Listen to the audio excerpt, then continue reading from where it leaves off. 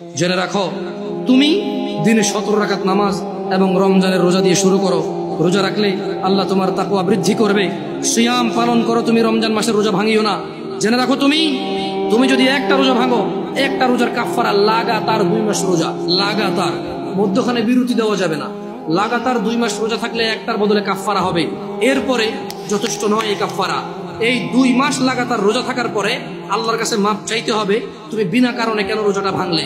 এরপরে কিয়ামত পর্যন্ত, বিচারের মাঠ পর্যন্ত অপেক্ষা করা লাগবে এটা জানার জন্য যে তুমি যে তওবা করেছো এই তওবা আল্লাহ কবুল করেছে কিনা। কত ভয়ানক একটা ব্যাপার না? রোজা রাখবা ইনশাআল্লাহ, রোজা রাখবা ইনশাআল্লাহ। বেতাগার মানুষ, খুশি হয়ে যাও, সন্তুষ্ট হয়ে যাও রবের প্রতি, তারা যারা তোমরা রমাদান মাস পাচ্ছ।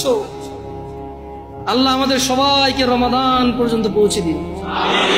ইয়া আল্লাহ, রমাদান পর্যন্ত না নিয়ে আপনি মৃত্যু দিয়েন না। জানবে তুমি রমাদান কি, জানবে। আন আবি হুরায়রা রাদিয়াল্লাহু আনহু, আবু হুরায়রা রাদিয়াল্লাহু আনহু থেকে বর্ণিত, তিনি বলেন, আন্না রাসূলুল্লাহ সাল্লাল্লাহু আলাইহি ওয়াসাল্লাম قال, রাসূল সাল্লাল্লাহু আলাইহি সাল্লাম বলেছেন, ইযা জাআ রমাদান ফুতিহাত।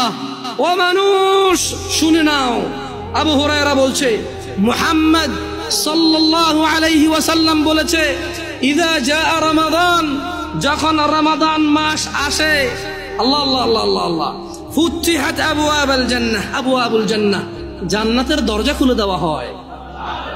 ওয়া গুলিকাত আবওয়াবুন নার, জাহান্নামের দরজাকে বন্ধ করে দেওয়া হয়। আলহামদুলিল্লাহ, ইয়া আল্লাহ, কি মাস এটা, ইয়া আল্লাহ, আরে কি মাস, সুবহানাল্লাহ। জান্নাতের দরজা খুলে দেওয়া হয়, জাহান্নামের দরজা বন্ধ করে দেওয়া হয়। ওয়া সুফিদাতিশ শায়াতিন, এবং দুষ্ট জিনদেরকে বন্দী করে ফেলা হয়। রোজা যে ভাঙছো, শয়তানের তো দোষ দিতে পারবা না। রমজান মাসে যারা নামাজ পড়ো না, তারা তো ইবলিসের দোষ দিতে পারবে না। যদিও কিয়ামতে ইবলিসের দোষ দিয়ে পার পাওয়া যাবে না রমজান মাস ছাড়াও, কিন্তু বড় আফসোস